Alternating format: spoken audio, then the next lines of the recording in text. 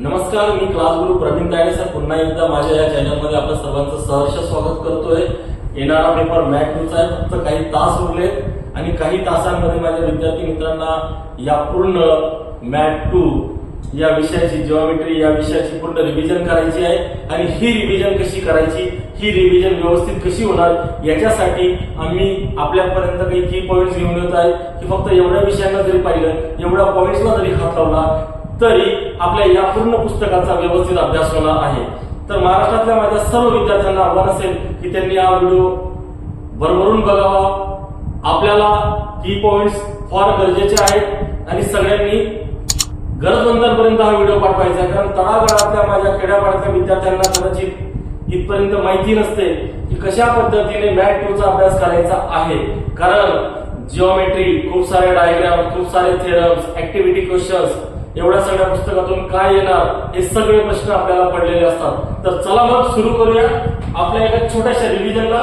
तर पहिला चॅप्टर आपला असेल विद्यार्थी मित्रांनो सिमिलॅरिटी। ओके, सिमिलॅरिटी चॅप्टर मध्ये आपल्याला काय सांगितलंय की रेशिओ अँड प्रपोर्शन। बघा इथे दिलंय की लेट स्टडी काय काय करायचं, याच्यामध्ये दिलेलं असतं की आपल्याला काय सांगितलं, ratio of two areas, okay, triangles, basic proportionality theorem, याला आपण म्हणतो BPT।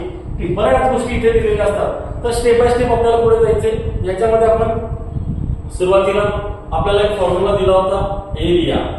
ओके, एरिया आपण कुणाचा एरिया सांगितलं, area of the triangle, half into base into height. म्हणजे विद्यार्थी मित्रांनो, जर का आपल्याला एखादी ट्रायंगल दिला असेल आणि त्याचा एरिया जर काढायचा असेल तर हा फॉर्म्युला आपल्या लक्षात असणं फार महत्त्वाचा आहे।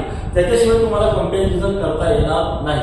म्हणून आपल्या सर्वांचं लक्ष या फॉर्म्युल्याकडे असलं पाहिजे। त्याच्यानंतर एक छोटासा क्वेश्चन आपल्याला इथे सोडून दिलेला आहे पुस्तकामध्ये। पुस्तकातून जास्तीत जास्त अभ्यास करायचा आहे। याच्यामध्ये सांगितलं की दोन ट्रायंगल आपल्याला दिले, एक ट्रायंगल दिलाय ABC, एक ट्रायंगल दिलाय PQR। पण याच्यामध्ये एक विशेष फोकस केलंय हाईटला, बेस आणि हाईट। आणि या सगळ्याला काय केलंय, हा म्हणजे लिहिताना कशा पद्धतीने, तर रायटिंग प्रॅक्टिस थोडीशी करायची, वाचून अभ्यास होणार नाहीये, आपल्याला प्रॅक्टिस करावी लागणार आहे विद्यार्थी मित्रांनो। याच्यामध्ये काही टर्म्स अँड कंडिशन दिलेत। म्हणजे शॉर्टकट उत्तर काढायचे असतील तर कंडिशन आपल्याला सांगितलं की बेसेस जर इक्वल असतील तर काय करायचं, हाईट जर इक्वल असेल तर काय करायचं, आणि बेस आणि हाईट जर इक्वल असेल तर काय करायचं, या डिटेल स्टडी आपल्याला याच्यामध्ये करायचं आहे। याच्यामध्ये काही ऍक्टिव्हिटी क्वेश्चन आपल्याला दिले। ऍक्टिव्हिटी क्वेश्चन मध्ये बघा एकच डायग्राम दिलेली असते। एका डायग्राम मध्ये जर आपण पाहिलं असेल इथे ABC नावाचा एक ट्रायंगल दिलाय आणि दुसरा APQ, म्हणजे इथे असलेला बेस आणि इथे असलेला बेस, हा बेस हा डिफरंट आहे। याच्यानंतर यांचा बेस कॉमन असेल तर या दोघांची हाईट डिफरंट आहे। म्हणजे बेसिकली आपल्याला काय की आपल्याला जो फॉर्म्युला शिकवला जातोय, half into base into height, बरोबर, या फॉर्म्युल्यामध्ये होणारे चेंजेस तोच आपला प्रश्न असेल। फार काही वेगळं याच्यामध्ये येणार नाही। 1 to 2 मार्क्स साठी क्वेश्चन येतात। वेटेज आहे चॅप्टरला, पण असतानाही खूप सोपं आहे। कारण याच्यामध्ये एक कॉन्सेप्ट जो आलाय तो फार महत्त्वाचा आहे। तो आपण कॉन्सेप्ट डायरेक्टली बघूया, कारण हा क्वेश्चन आपल्या सगळ्यांना बऱ्यापैकी प्रिपेअर झालेला असेल। याच्यामध्ये छोटे छोटे क्वेश्चन असतात 1 to 2 मार्क्स साठी। तर प्रॉब्लेम सेट मध्ये आपल्याला फोकस करायचा आहे। तर याच्यामध्ये बघा विद्यार्थी मित्रांनो, तुम्हाला लक्षात येईल, आता इथे एक डायग्राम दिली आपल्याला, बघा इथे एक डायग्राम दिलेली, क्वेश्चन नंबर 4 दिलाय। डायग्राम देताना अशी दिली विद्यार्थी मित्रांनो, ही डायग्राम जर तुम्ही रोटेट केली म्हणजे काय केली, तिला तुमच्या हिशोबाने फिरवून घेतली तर तुम्हाला समजायला सोपं होईल। इथे राईट अँगल ट्रायंगल म्हणजे ABD, बघा काय दिलंय ABD, तुम्हाला इथे बघता येईल काय दिलंय ABD, बघा म्हणजे काय झालं की आपल्याला फक्त डायग्राम फिरवून दिलेली असते। त्या डायग्रामला जर आपल्या पेपरला जर व्यवस्थित रोटेट केलं ना तर आपल्याला आयडिया येईल, अरे ही डायग्राम तर अशीच होती। म्हणजे डायग्राम काय असते तीच असते, पण काय केलं जातं क्वेश्चन पेपर मध्ये, तिचा डायरेक्शन चेंज केला जातो। म्हणून मी सांगेल की डायरेक्शनवर फोकस करायचं आहे, खूप महत्वाचा विषय की डायरेक्शन करायची, हिला रोटेट करायची, आपल्याला पाहिजे त्या हिशोबाने फिरवून घ्यायची आणि त्याच्यानुसार मग आपल्या क्वेश्चनची आन्सर द्यायचे। ओके, पुढचा मुद्दा आपण बघूया की आपल्याला दिलेली डायग्राम अगोदर व्यवस्थित समजून घ्यायची आहे। याच्यानंतर प्रॉब्लेम सेट तर फार सोपे दिले, त्याला थोडंसं व्यवस्थित बघायचंय, ऑब्जेक्टिव्ह असतील। याच्यामध्ये पण क्वेश्चन दिलेत वेगळे। याच्यामध्ये आपण महत्वाचा एक मुद्दा बघूया की बेसिक प्रपोर्शनॅलिटी थेरम। ओके, माझ्या माहितीनुसार विद्यार्थी मित्रांनो, जास्तीत जास्त थेरम हे ऍक्टिव्हिटी बेस असतात, म्हणून आपल्याला फार जास्त काळजी करायची गरज नाहीये, खूप लोड घेऊ नका. शेवटचा टायमिंग असेल अभ्यासाचा, डिप्रेशन मध्ये जायचं नाहीये, फ्रेश माइंड असला पाहिजे आणि पेपरला जाताना हसत हसत जायचंय. वेळेच्या अगोदर पोहोचायचं, फार जास्त वेळ अगोदरही जाऊ नका, कारण आपल्याला बेसिक प्रोपोर्शनॅलिटी थिअरम बघायचा आहे. याच्यामध्ये काय सांगितलंय अगोदर, म्हणजे काय सांगितलं की एक ट्रायंगल दिलेला होता ABC आणि या एबीसीच्या 2 लाईनला एक जी लाईन असेल ती काय करते, इंटरसेक्ट करते 2 पॉइंट मध्ये P आणि Q ला. बस एवढं समजून सांगितलंय. म्हणजे काय झालं, वरती एक ट्रायंगल फॉर्म झाला, दुसरा ट्रायंगल इथे फॉर्म झाला, तिसरा ट्रायंगल फॉर्म झाला. आता ही पॅरलल लाईन जर कन्सिडर केली तर इन बिटवीन डिस्टन्स काय असेल, इक्वल असेल. म्हणजे यांचे बेस जर इथे कन्सिडर केला तर हाईट पण सेम आहे, म्हणजे बेस सेम आहे, हाईट सेम आहे. बस एवढंच आपल्याला इथे लिहायचं होतं. म्हणून area proportional to bases, area proportional to bases. Okay, finally आपल्याला इथे एवढं समजून सांगितलंय की फ्रॉम 1 to 3rd मध्ये पण सांगितलं की त्यांची इक्वल हाईट दिलेली आहे, बेसिस इक्वल दिलेले आहे. एवढा सोपा आपल्याला प्रोपोर्शनल थिअरम दिलेला होता. अभ्यास करावा लागेल विद्यार्थी मित्रांनो. मी फक्त तुम्हाला महत्त्वाचे पॉईंट सांगतो की एवढं जर एक लेक्चर तुम्ही पाहिलं तर तुम्हाला बऱ्यापैकी या चॅप्टर मध्ये काय काय होतं हे लक्षात येईल. कारण पूर्ण पुस्तकाची रिव्हिजन करत असताना आपला थोडाफार झालेला स्टडी आणि त्याच्यासोबत आम्ही लावलेला थोडासा हातभार म्हणजे तुम्हाला बऱ्यापैकी लक्षात आणून की आम्हाला काय वाचायचं राहिलं होतं, काय काय आपलं वाचन झालेलं आहे, त्याचा कन्व्हर्स वगैरे व्यवस्थित बघा. त्याच्यानंतर आम्ही महत्वाच्या काही पॉईंट्सवरती फोकस करतोय. आपल्याला बघा, अजून एक फर्स्ट डायग्राम आपल्याला आलेली क्वेश्चन मध्ये. या डायग्रामला बघायचं आणि हा क्वेश्चन बघायचा की property of and bisector theorem. बघा, याच्यासोबत मी तुम्हाला थोडंसं चेंजेस करून ही डायग्राम म्हणजे मी जर अशी घेतली, ओके, आता ही जर डायग्राम मी अशी घेतली तर इथे बघा लक्षात येईल की तुम्हाला हा पॉइंट E असेल, हा पॉइंट A असेल, हा पॉइंट C असेल. पण ही लाईन आणि ही लाईन पॅरलल लाईन आहे, करेक्ट. आणि इथे असा एक डायग्राम पुढे आलेला आहे, बरोबर. हाच तो डायग्राम आहे, हाच तो एरिया आहे आणि ही लाईन काय असेल, पॅरलल लाईन असेल. म्हणजे पॅरलल लाईन जर असेल तर त्यांच्यामधलं अंतर जे असतं, बरोबर आहे की नाही, त्यांच्यामध्ये जी हाईट असते ही सेम असते, ती कधीही चेंज होत नाही. एवढ्या गोष्टी लक्षात ठेवायच्या. म्हणजे हा थिअरम आपल्याला सहज सोडवता येईल. कारण याच्यामध्ये त्यांनी बघा corresponding angle, alternate angle, given 3-4 system दिले की ऑलरेडी काय दिले की सी आणि पॅरलल. परत इथे एक टॉपिक दिलं, इथे काय चेंजेस केले तेवढं बघायचं. इक्वॅलिटी सांगितलेली आहे. म्हणजे छोट्या छोट्या गोष्टींवरती आपल्याला फोकस करण्याची फार गरज आहे. चॅप्टर मध्ये फार असा विशेष प्रकार दिलेला नाहीये, त्याच्यामुळे खूप लोड घ्यायची तर नक्कीच गरज नसेल. तरी सुद्धा मी तुम्हाला सांगतो, याच्यामध्ये बघा काय केलंय, चेंज केलं. बघा, ही लाईन आणि ही लाईनला इंटरसेक्ट करणारी ही एक लाईन आहे, ही लाईन आणि ही लाईनला इंटरसेक्ट करणारी दुसरी लाईन. म्हणजे परत इथे काय वापरला गेला, BPT, बेसिक प्रोपोर्शनॅलिटी थिअरम. हा थिअरम बघा डायरेक्टली आपण काय केलं, इथे देऊन दिलं basic proportionality theorem, basic proportionality theorem. म्हणजे कॉन्सेप्ट जर आपल्याला समजत असेल तर आपण उत्तर सहज लिहू शकतो. व्यवस्थित डायग्राम करायची. मी तुम्हाला पुन्हा एक आव्हान करेल सर्वांना की डायग्राम रिडिंग आपल्याला जमली पाहिजे. जे जे डायग्राम मध्ये दिले ऍटलीस्ट तेवढं जरी तुम्ही लिहिलं तरी तुम्हाला खूप मार्क्स पडू शकतात. 40 मार्कांचा पेपर फार अवघड पेपर येणार आणि सेगमेंट असतात पेपरचे. Question number 1, question number 2, question number 3. याच्यामध्ये या सगळ्यांमध्ये थोडंसं स्क्रोल आम्ही पटापट करतोय कारण फार कमी वेळेत आपल्याला या सगळ्या गोष्टी समजायला पाहिजेत. याच्यामध्ये महत्वाच्या गोष्टी आपण पॉज घेऊन समजावून सांगतोय. याच्यामध्ये एक क्वेश्चन दिली, विद्यार्थी मित्रांनो पुस्तकात दिलेली छोटे छोटे क्वेश्चन समजून घ्यायचे. म्हणजे बघा, in triangle D basic proportionality theorem सारखं आपल्याला दिलेलं. इथे लक्षात येईल की कशा पद्धतीने काय दिलं की डीबी कुठे असेल, म्हणजे इथे असं लिहून घ्यायचं 5.4. ओके विद्यार्थी मित्रांनो, हा 5.4 एडी असेल. एडी किती असेल 1.8. त्याच्यानंतर दिले 7. EC 7.2. मग इथे दिलं एक्स ए फाइंड आउट करायचं आहे. ए फाइंड आउट करायचं. याचा अर्थ काय करायचा आहे, ए कसा फाइंड आउट होतो, ए 2.4 दिलेला आहे. छोटे छोटे क्वेश्चन सोडून बघायचे, बऱ्यापैकी आपल्याला जमणार. कॉन्फिडन्स लेवल इन्क्रीज होणार त्याच्याने. खूप धावपळ करायची नाहीये कारण महाराष्ट्र स्टेट बोर्डचा गणिताचा या वर्षातला हा पेपर असेल आणि हा पेपर सोडवताना महत्वाच्या गोष्टींनाच आपल्याला फोकस करायचा आहे. उगाच भारूडवरती वाचत बसायची नाहीये. आपला वेळ पूर्ण अभ्यासाला नसला पाहिजे. मोबाईलचे युग आहे, पटापट व्हिडिओज तुम्ही जास्त बघतात, पण फक्त अभ्यासाचे व्हिडिओज बघा, बाकीचे व्हिडिओ बघू नका.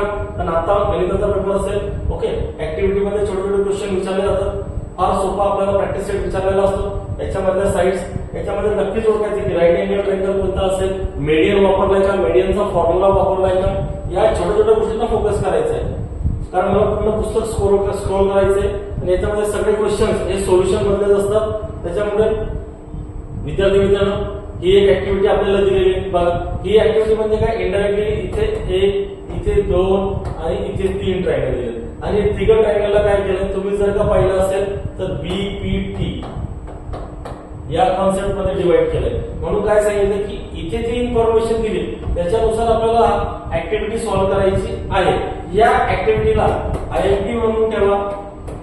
नक्कीच ही ऍक्टिव्हिटी जर तुम्ही व्यवस्थित सोडवली तर तुम्हाला त्याचा फायदा होऊ शकतो. एखादी प्रश्न असा आहे की फक्त फसवायला असेल पण काय विचारलंय XEF, X मला इथे दिसतोय, माझा E इथे दिसतोय आणि F दिसतोय, म्हणजे मी जो शेडेड पोर्शन करतोय या ट्रायंगल बद्दल माझी चर्चा दिलेली आहे आणि या ट्रायंगलला मला सोडवायचं, बाकीच्याच काही घेणं देणं नाहीये. त्या ठिकाणीच फोकस करायचा आहे. फार डिटेल मध्ये नंतर सिमिलर ट्रायंगल कसं ओळखायचंय त्याच्या टेस्ट वगैरे आपल्याला दिल्या. टेस्ट आपल्याला नक्कीच माहिती असतात की दोन अँगलच्या मध्ये जर का एक साइड असेल तर अँगल साइड अँगल टेस्ट असेल, दोन साइडच्या मध्ये जर एक अँगल असेल तर साइड अँगल साइड टेस्ट असेल, राईट हायपोटेन्यूस टेस्ट असतील. या सगळ्या टेस्ट आपण बऱ्यापैकी स्टडी केलेल्या विद्यार्थी मित्रांनो. तर या चॅप्टर मध्ये फक्त मला दिलेले सोल्युशन आणि याच्यानंतर याचे जे क्वेश्चन दिले त्या क्वेश्चनला व्यवस्थित फोकस करा की आपल्याला एक गोष्ट फार महत्वाचं सांगतो पुन्हा एकदा की कुठलाही ट्रायंगल दिलेला असेल तर एक गुरुमंत्र लक्षात ठेवायचा की all the triangles sum of all the triangles is 180 degree, म्हणजे 180 अंश. बरोबर आहे. म्हणजे तुम्हाला एका कोणाचं माप दिलेलं असेल दुसऱ्या कोणाचं माप दिलेलं असेल तरी त्यांची बेरीज करताना तिघ कोणाची बेरीज सम ही 180 डिग्री असते. ओके, नक्कीच आपल्याला एक गोष्ट व्यवस्थित समजली असेल. यानंतर हे सगळे क्वेश्चन छोटे छोटे सोडवून घ्यायचे त्याच्यामध्ये, कारण फार सोपा चॅप्टर आहे पहिला सिमिलॅरिटी. बऱ्यापैकी मेहनत झालेली असते, सुरुवातीचा चॅप्टर असतो याच्यामध्ये आपल्याला छोट्या छोट्या कॉन्सेप्ट समजून घ्यायचे. ओके, प्रॅक्टिस सेट पण फार काही असे गडबड करणारे नाही. आता क्वेश्चन बघायचा प्रॅक्टिस सेट 1.3 मधला एक क्वेश्चन होता तो थोडंसं आपण बघूया. इथे काय विचारलं, काय सांगितलं in a figure triangle ABC, जो अँगल दिलाय ABC, माझा AB कुठे ABC. विद्यार्थी मित्रांनो हा अँगल आपल्याला सांगितलाय 75 डिग्री. EDC किती आहे EDC हा पण किती आहे 75 डिग्री. बघा मी परत तुम्हाला फोकस करायला होतं. Are similar and by which test आपल्याला सांगायचे, म्हणजे साइड अँगल साइड टेस्ट आपण असं वापरू शकतो. याच्यामध्ये परत आपल्याला तुला व्हेरीफाय करावी लागणार आहे. मग याच्यामध्ये आपल्याला सांगितलंय की triangle by proper 1 to 1 correspondence. 1 to 1 correspondence सांगायचे म्हणजे काय की ट्रायंगलचं आपल्याला कंपॅरिझन करायचं. हे ट्रायंगल आणि दुसरा ट्रायंगल असेल, अँगल आपल्याला सेम दिला याच्या अर्थ त्याच्यामध्ये सिमिलॅरिटी आहे. अँगल सारखा आहे नक्कीच त्याच्यावर आपल्याला जस्टिफाय करावं लागणार आहे. आपल्याला सगळ्या त्याच ट्रायंगल दिले, या सगळ्या गोष्टी व्यवस्थित क्रॉस चेक करायच्या आहेत. याच्यामध्ये प्रूव्ह दॅटचे काही क्वेश्चन विचारले जातात छोटे छोटे, फार डिफिकल्ट असतात. इन्फॉर्मेशन पुट करून आपल्याला प्रूव्ह दॅट सोडवता येतो. बाकीचे बरेच व्हिडिओ आहेत ते तुम्हाला बघून लक्षात येईल. आता तरी फक्त शॉर्ट रिव्हिजन कुठे कुठे आपल्याला फोकस करायचा आहे, कुठे कुठे थांबायचं आहे. ट्रॅपिझियम वगैरे डायग्राम इकडे तिकडे फिरवलेले असते, पण डायग्राम वरती फोकस करण्यापेक्षा डायग्राम रीड करायची. कोणत्या लाईन पॅरलल दिल्या आहेत, कोणता अँगल आपल्याला समजावून सांगितलं, कोणता अँगल आपल्याला फाइंड आउट करायचा आहे. कारण प्रत्येक क्वेश्चन मध्ये प्रूव्ह दॅट असेल, फाइंडिंग असतील, काय काय देन फाइंड ओडी. मग ओडी कुठे असेल, मग हा आणि हा ओडी एवढाच मला शोधायचा आहे. म्हणजे या शोधण्यासाठी मला काय काय इन्फॉर्मेशन प्रोव्हाइड केली तेवढं मला लक्षात असलं पाहिजे. ओके विद्यार्थी मित्रांनो, बघूया तरी आपण थोडंसं अजून पुढे जातोय. थोडंसं थेरम असेल, थेरम मध्ये काय असणार आहे नक्कीच. थेरम मध्ये जर दोन ट्रायंगलचा थेरम दिला, मला माहिती आहे half into base into height हे बघायचं. याच्यामध्ये हाईट दिली, याच्यामध्ये बेस दिला, याच्यामध्ये हाईट दिली, याच्यामध्ये बेस दिला, इथे एक अँगल दिला, इथे एक अँगल दिला, इथे इंडिकेटर दिले.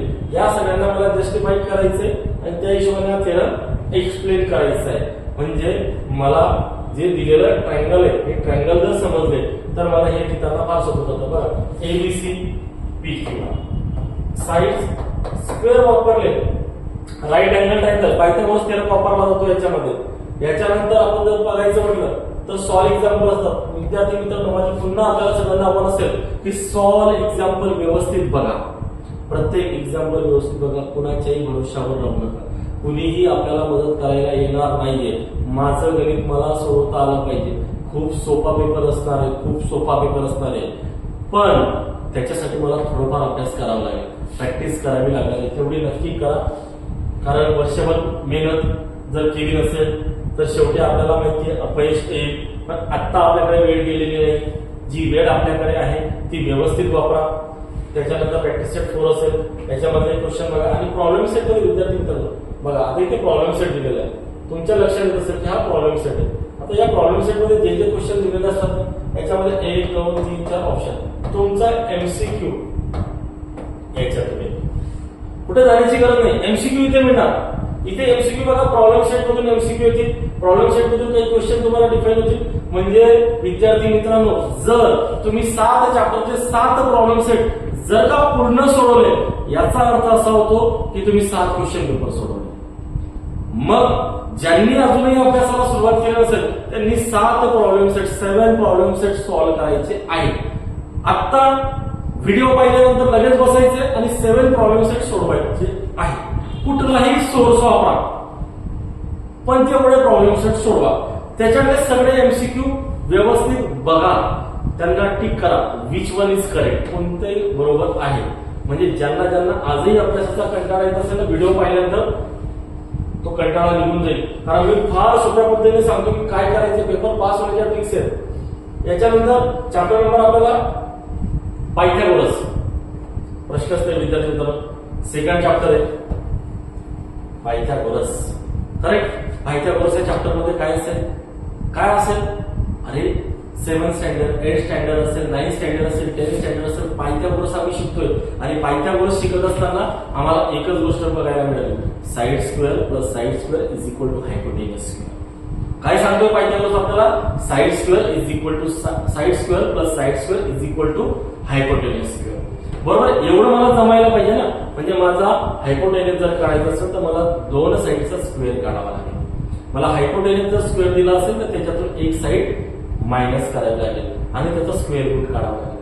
हा सोपा फंडा होता पण आम्ही लक्ष दिलं नाही आणि हेच त्या पायथागोरस मध्ये थेरम मध्ये विचारलंय. बरोबर. बघा ना इथे काय दिलंय, कोणत्याही गोष्टी फाइंड आउट करायच्या. पायथागोरस वापरलाय. दुसरं काय केलंय, हा आपला हायपोटेन्यूस आहे, ही साईड आहे ही साईड आहे, याचा स्क्वेअर काढायचा याचा स्क्वेअर काढायचा याच्या स्क्वेअर मध्ये याचं उत्तर असेल. फार वेगळं असणार का पायथागोरस मध्ये, काही वेगळं नसेल. पण पायथागोरसचा हा प्रश्न माझा लक्षात ठेवा. पायथागोरम ट्रिपलेट. ट्रिपलेट म्हणजे काय असेल, सोपी ट्रिक्स. ट्रिपलेट म्हणजे एक काम करायचं आहे, तुम्हाला 3 व्हॅल्यू दिलेल्या असतील 1 2 3. बरोबर. मी काय सांगितलं की 11 चा स्क्वेअर प्लस 60 चा स्क्वेअर इज इक्वल टू 61 चा स्क्वेअर. याचा अर्थ काय की या दोघांचा स्क्वेअर काढायचा आणि याचाही स्क्वेअर काढायचा. LHS is equal to RHS असलं पाहिजे. त्याला आपण म्हणतो पायथागोरियन ट्रिपलेट. काय म्हणणार, पायथागोरियन ट्रिपलेट म्हणणार. म्हणजे एवढं सोपं आहे. आणि 1 आणि 2 मार्क सहज येतात. तो एक प्रश्न सहज हे प्रश्न येतात, आपल्याला लक्षात येत नाही. पण पायथागोरस म्हणजे काय की side square plus side square is equal to Pythagoras सांगितलं मी की हायपोटेन्यूस स्क्वेअर आपल्याला काढायचा आहे. याच्यामध्ये खूप सारे प्रश्न आहेत. काही नाही, ट्रिपलेट दिले बघा, हे शोधा, याची प्रॅक्टिस करा. 1 2 1 2 मार्क आपल्याला थेंबे 700 मार्क जमा करायचे. मी हा व्हिडिओ अशा विद्यार्थ्यांसाठी बनवतो की ज्यांनी आतापर्यंत अभ्यासाला सुरुवात केलेली नाही. याच्यामध्ये बघा काय सांगितलं, 30 60 90 45 45 90. 2 थेरम दिले, 2 प्रॉपर्टीज दिल्या. अरे पायथागोरस कसा असतो, राईट अँगल ट्रायंगल कसा असतो बघा. एक स्क्वेअर घेतला, एक रेक्टँग्युलर घेतला, याला कट केलं. स्क्वेअरच्या ऑल साइड इक्वल असतात म्हणून 45 45 तयार होतो. रेक्टँग्युलर घेतला तर 30 60 90 असेल. सिंपल आहे, फार सिंपल आहे. म्हणजे आपल्याला ट्रायंगलवरच काम करायचंय पूर्ण चॅप्टर मध्ये. म्हणजे आपल्याला जरी सिग्नॅलिटी सांगितली तरी ट्रायंगलवर काम करायचं. कुठलाही चॅप्टर घेतलं तरी आपल्याला ट्रायंगल हा सोडणार नाहीये. म्हणून ट्रायंगलच्या बेसिक प्रॉपर्टीज आपल्याला माहिती पाहिजे, पायथागोरसचा फॉर्म्युला आपल्याला माहिती पाहिजे. एवढ्या सोप्या पद्धतीने आपल्याला ह्या व्हॅल्यूज. आता ह्या सगळ्या व्हॅल्यूज कुठे मिळणार आपल्याला, 45 opposite side, adjacent side, mensuration, trigonometry तिकडे सापडले सगळं. तिकडे ठेवले मी तिथं स्टडी केला असेल, हा स्टडी केला तर मर्ज करायचा. फार सोपं असेल. पण आम्ही काय करतोय, हे कॅल्क्युलेशन विद्यार्थी मित्रांनो एक वेळेस सोडून बघा. म्हणजे आपल्याला जमायला पाहिजे. ऍक्टिव्हिटी मध्ये आले तर ऍक्टिव्हिटी फार सोप्या असतात. पायथागोरस चॅप्टर खूप सोपा चॅप्टर आहे विद्यार्थी मित्रांनो. माझ्यासाठी हा IMP क्वेश्चन असेल. ओके, तुम्ही सगळ्यांनी हा मीडियन ओके बघा, जिओमेट्रिक मीन आणि हा फॉर्म्युला. याच्यामध्ये काय दिले, कॉमन साइड इच 90 डिग्री, अँगल टेस्ट बस. कॉमन साइड इच 90 डिग्री. म्हणजे एकाच ठिकाणी दोन ट्रायंगल आपल्याला एक्सप्लेन केले आणि याच्यानंतर जिओमेट्रिक मेट हा एक क्वेश्चन आहे असेल. पेज नंबर 33 आणि 34 वर जेवढे क्वेश्चन व्यवस्थित रटून ठेवा. बेट लावतो पेपर मध्ये असणार याच्याशी सिमिलर क्वेश्चन असणार, त्याच्यामुळे आपल्याला असलंच पाहिजे. लास्ट पेपरचं आपण जेवढं प्रेडिक्शन केलं होतं जीएसटी नंबर वेगळा क्वेश्चन आला होता तो आपण एक्सप्लेन केलेला होता आणि पायथागोरसचा थेरम काय वेगळं असेल. एक गोष्ट केल्यानंतर हायपोटेन्यूज स्क्वेअर वरती देणार आहे ना, फायनली एंड आणि कन्क्लुजन तर तिथेच असणार आहे. तर तेवढं कन्क्लुजन आपल्याला लक्षात ठेवायचं आहे. बघा वेगवेगळे क्वेश्चन्स आहेत, व्यवस्थित सोडवा. याच्यानंतर आपल्याला एक चॅप्टर मध्ये बघायचंय. ओके, या चॅप्टर मध्ये फोकस करायचंय. याच्यानंतर एक क्वेश्चन जो दिलाय क्वेश्चन नंबर 4 असणार. हा क्वेश्चन नंबर 4 व्यवस्थित स्टडी करायचा विद्यार्थी मित्रांनो. एखाद्या वेळेस हा क्वेश्चन नंबर 3 आणि 4 मध्ये येऊ शकतो. हा क्वेश्चन आपल्याला बघायचा आहे. याचा पेज नंबर विद्यार्थी मित्रांनो 37 पेज नंबर असेल. 37 पेज नंबरवरती जे क्वेश्चन दिले हे क्वेश्चन नंबर 3 आणि 4 मध्ये एक्सपेक्टेड आहे. सोल्युशन प्रॉब्लेम सेट कॉम्बिनेशन मधून पेपर बनतो. कुठून बाहेरून पेपर येणार नाही. पेपर कुठून येणार आहे? माझ्या पुस्तकातून येणार आहे, माझ्या प्रॉब्लेम सेट मधून येणार आहे, माझे एमसीक्यू सुद्धा तिथून असणार आहे. बाहेरून पेपर येणार नाहीये. उगाच काहीतरी वेगळं शिकण्याचा प्रयत्न करू नका, कारण काही तासांमध्ये आपल्याला मॅथ 2 चा पेपर द्यायचा आहे. हसत जायचंय आणि हसत बाहेर यायचंय. का? कारण तुम्ही सगळ्यांनी मला फॉलो केलंय, मी सांगितलेल्या गोष्टींचा अभ्यास केलाय. बघा काय दिलंय हो सोल्युशन मध्ये, काय नाही. P R square, P Q square हे पायथागोरस थेरम एक्सप्लेन केलंय. काही वेगळं नाहीये पायथागोरस थेरम मध्ये. तुमच्या माइंड मध्ये असला पाहिजे पायथागोरस म्हणजे काय, तुमच्या माइंड मध्ये असला पाहिजे सिमिलरिटी चॅप्टर म्हणजे काय. जाताना विचार करायची गरज नाहीये, असं तसंच जायचं. सोल्युशन मध्ये सांगितलं ही साईड दिली ती साईड दिली LMN. ओके, एक ट्रायंगल ड्रॉ करा, LMN नाव द्या 513. काय विचारलंय? Right angle triangle or not. अरे राईट अँगल ट्रायंगल कधी असेल? ट्रिपलेट असला की राईट अँगल ट्रायंगल. म्हणजे इथे क्वेश्चन विचारताना बघा फोकस काय सांगितलंय, राईट अँगल ट्रायंगल आहे किंवा नाही. आणि तुम्हाला याच्याबरोबर काय विचारलं, पायथागोरियन ट्रिपलेट आहे किंवा नाही. राईट अँगल ट्रायंगल असेल तरच पायथागोरियन ट्रिपलेट असेल. म्हणजे इथे पण काय करायचंय, सेम फॉर्म्युला आपल्याला वापरायचा आहे. सेम फॉर्म्युला वापरायचा याचा अर्थ काय सांगतो मी तुम्हाला. बघा काय केलंय इथे L13 म्हणजे बी जर एक ट्रायंगल आपण सहज काढून बघूया. N सगळ्यात मोठी साईज किती असेल? 13 असेल. N आणि 12 5 चा स्क्वेअर किती असेल? 25. त्याच्यानंतर 12 चा स्क्वेअर किती असेल? 144. या दोघांची जर केली तर 169. हा कुणाचा असेल? स्क्वेअर रूट 13 चा स्क्वेअर 160. म्हणजे काय आहे की राईट अँगल ट्रायंगल आहे. इथे समजावून सांगितले की राईट अँगल ट्रायंगल एवढंच काम करायचं. याच्यामध्ये फार वेगळा शोधाशोध करू नका. प्रश्नही आपल्याला इन्स्ट्रक्शन व्यवस्थित वाचायचं. इन्स्ट्रक्शन व्यवस्थित वाचलं की बऱ्यापैकी आपल्याला सोडते. ऍक्टिव्हिटी सोडू नका विद्यार्थी मित्रांनो. ऍक्टिव्हिटी फार सोपी असते. ऍक्टिव्हिटी सोडताना विचार करायचा नाही. बरोबर आपल्याला दिलेलं असतं सगळे उत्तर तिथेच फाइंड आउट करायचे. सेम जसं आपण लास्ट लेक्चर मध्ये पाहिलं त्याच पद्धतीने आपल्याला फॉलो करायचंय. Application based Pythagoras, application based पायथागोरसच्या ऍक्टिव्हिटी शोधून ठेवा. ओके, विचारला जाऊ शकतो. वेगळी लेवल आहे पण मग फार काही वेगळं का त्याच्यामध्ये दिलं नाही, काही वेगळं नाही. 2 ट्रायंगल दिलेले, एक ट्रायंगल इकडे दिलंय, एक ट्रायंगल इकडे दिलंय. दोघांचा वेगवेगळा स्टडी करायचा आहे. याच्या पलीकडे काही दिलेलं नाहीये. व्यवस्थित जर आपण डायग्रामचा आता इथे बघा एक ट्रायंगल दिलाय एवढा, दुसरा ट्रायंगल दिलाय इथून हा वेगवेगळा चेंज केला. म्हणजे डायग्राम वेगवेगळ्या पद्धतीने आपल्याला रिप्रेझेंट केले. डायग्रामचा व्यवस्थित स्टडी करायचा आहे. एवढ्या सोप्या पद्धतीने आपल्याला बघायचंय. अपोलोनियसचा थेरम काय असेल, अपोलोनियसचं म्हणणं जे असेल ते आपल्याला बघायचंय. त्याच्यामध्ये फार रेअरली हा प्रश्न विचारला जातो पण याच्यामध्ये जे सॉल्व एक्झाम्पल आहे तेवढे व्यवस्थित बघायचे. हे आयएमपी असते अपोलोनियसचा थेरम आणि हे आयएमपी क्वेश्चन सॉल्व एक्झाम्पल मध्ये असते. व्यवस्थित बघून जा. हा प्रश्न क्वेश्चन नंबर 2 व्यवस्थित करा. हा पेज नंबर 42 वरती दिलेले क्वेश्चन्स आहेत. पेज नंबर 42 वरती दिलेले क्वेश्चन्स आहेत. व्यवस्थित बघा. मी पेज नंबर वाईज सांगतो आपल्याला की ह्या पेजवरती असं दिलेलं आहे, या पेजवरती या पद्धतीने आपल्याला काम करायचं आहे.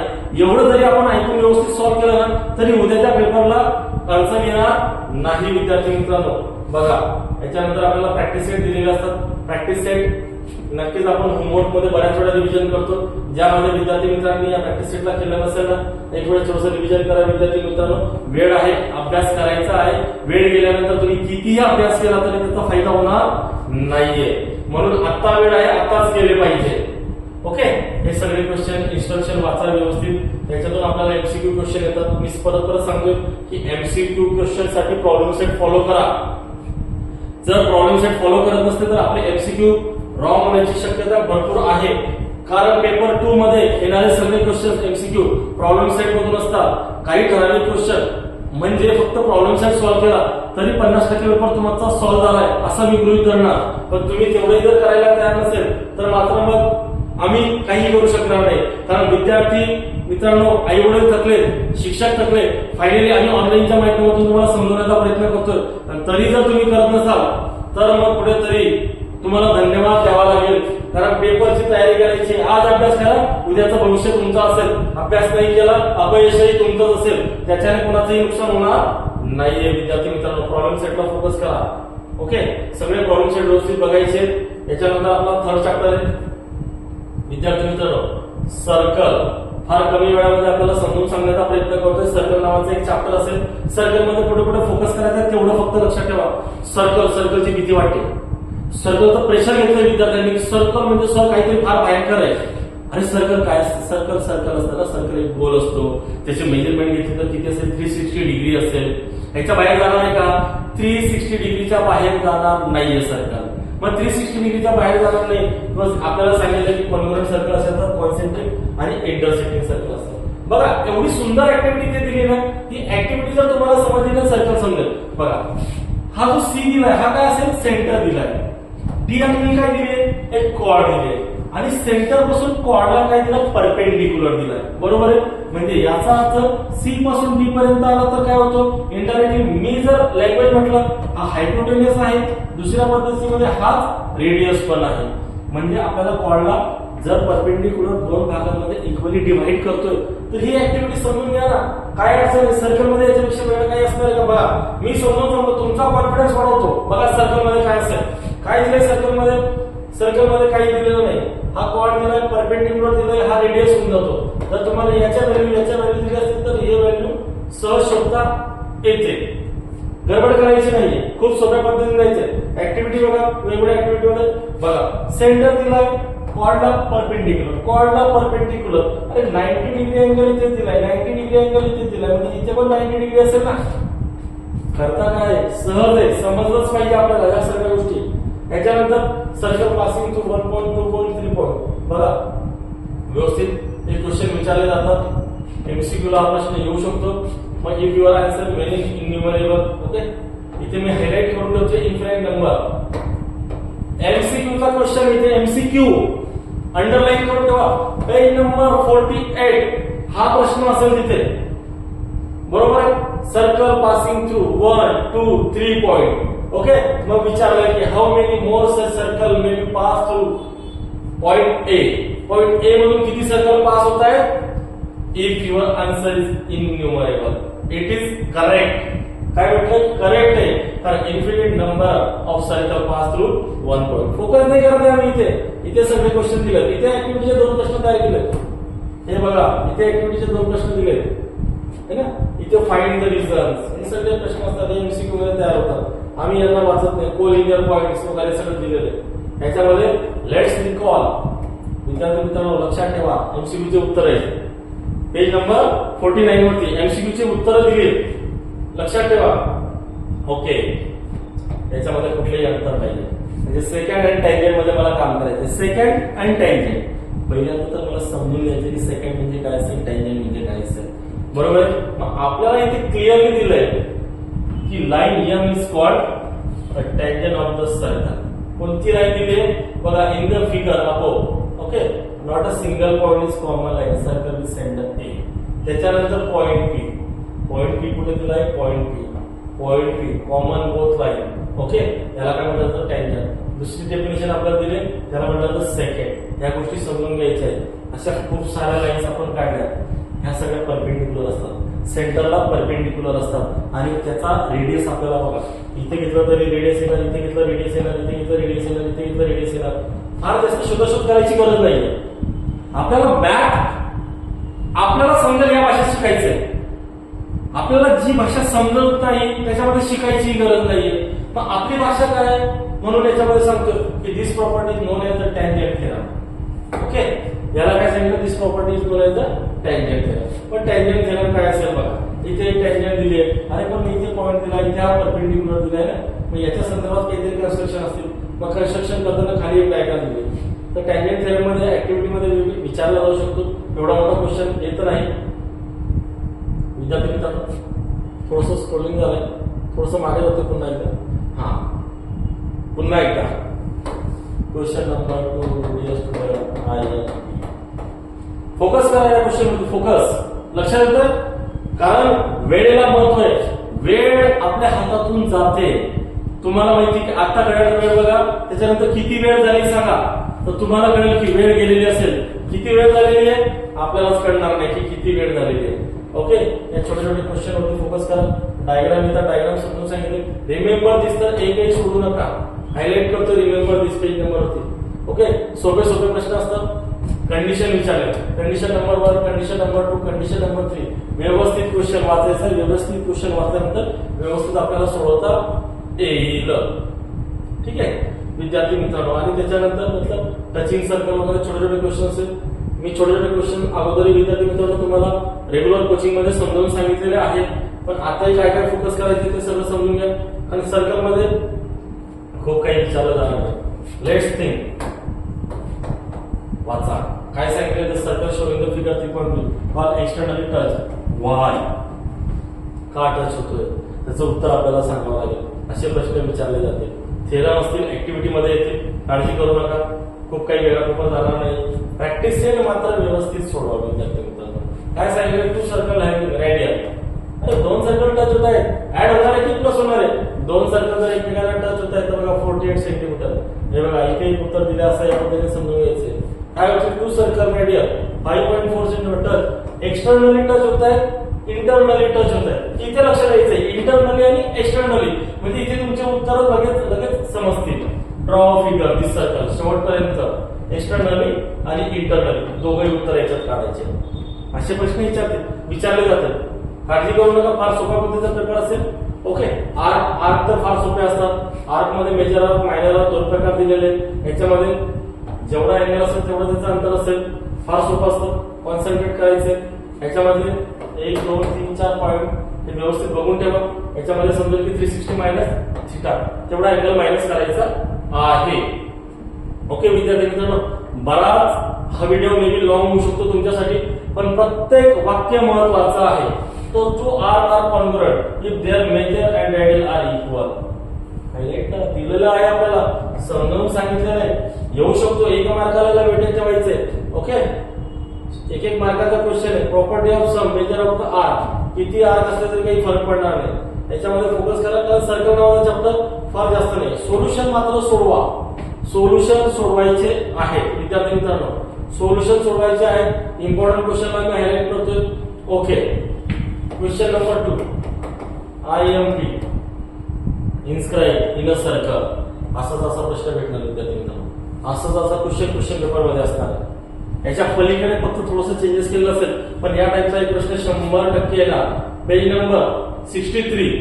पेज नंबर 63 वरती फार फोकस करायचा आहे, कॉन्सन्ट्रेट करा. मी पेज नंबर सांगतो, तिथे पेज नंबर तुम्ही पाहिजे. रिमेंबर दिस नक्कीच आम्ही बघणार. याच्यामध्ये प्रॉब्लेम सेट 5 प्रॅक्टिस सेट दिले. खूप मोठा चॅप्टर आहे. या चॅप्टरच्या प्रत्येक गोष्टी आपल्याला इन्स्क्राइब सर्कल, आतमध्ये सर्कल कसं असेल, इथून याचं अंतर काय असेल, या गोष्टींकडे फोकस करायचा आहे. हे त्या थिअरीज आपल्याला माहिती असल्या पाहिजे. त्याच्या छोट्या छोट्या कॉन्सेप्ट अभ्यास करण्याचा प्रयत्न करा. फार प्रत्येक गोष्ट एका चॅप्टर मधून येणार नाही. 7 चॅप्टर दिले, सर्कल मधून थोडंसं घेतलं जाईल, तर सर्कल मधून मेजर पार्ट काय घेतले जातील, सिमिलॅरिटी मधून मेजर पार्ट काय घेतले जातील, माहिती गोष्ट मधून मेजर पार्ट काय घेतले जातील, या सगळ्यांचा आपल्याला अभ्यास करायचा आहे. ट्रिग्नोमेट्री चॅप्टर आहे, मेंझरेशन आहे. मेंझरेशनचे सगळे फॉर्म्युले लर्न करा. ट्रिग्नोमेट्रीचे फॉर्म्युले बघा. ट्रिग्नोमेट्री मध्ये हायपोटेनस कसा काढला जातो, त्याचे साइन थिटा, कॉस थिटा, सेक, कॉट येथे कॅल्क्युलेशन कसे केले जातात. नंतर आपल्याला कोऑर्डिनेट जिओमेट्री दिली, एक्स वायचं रिलेशन कसं दिलंय, सेक्शन फॉर्म्युला काय दिलाय, हे सगळं आपल्याला फोकस मध्ये बघायचंय. सगळं एका व्हिडिओमध्ये कव्हर करणं पॉसिबल नाही विद्यार्थी मित्रांनो, पण सर्कल पर्यंत आपण नक्कीच तुम्हाला मदत करतो. कारण सुरुवातीचे 3 चॅप्टर हे मेजर चॅप्टर होते, हे आपल्याला समजावून सांगणं गरजेचे होते. कारण याच्यानंतरचे पुढचे चॅप्टर म्हणजे कन्स्ट्रक्शन करायचंय, कोऑर्डिनेट जिओमेट्री, ट्रिग्नोमेट्री आणि मेंझरेशन, फॉर्म्युला बेस्ड चॅप्टर आहे. पाठांतर करा, व्हॅल्यू टाका, उत्तर काढा. याच्यामध्ये थोडंसं डोकं लावायचं होतं. पुढच्या चॅप्टरमध्ये फार जास्त मेहनत करायची गरज आहे. फॉर्म्युले व्यवस्थित रटा, त्यांची उत्तरं सोडून बघा, तशीच्या तशी तुम्हाला क्वेश्चन पेपरमध्ये भेटतात. पेपर संपल्यानंतर नक्कीच व्हिडिओला कमेंट करा की सर यातला या प्रश्नामध्ये इथं तुम्हाला होतं. नक्कीच पुढे एकदा नवीन व्हिडिओमध्ये भेटूया. धन्यवाद.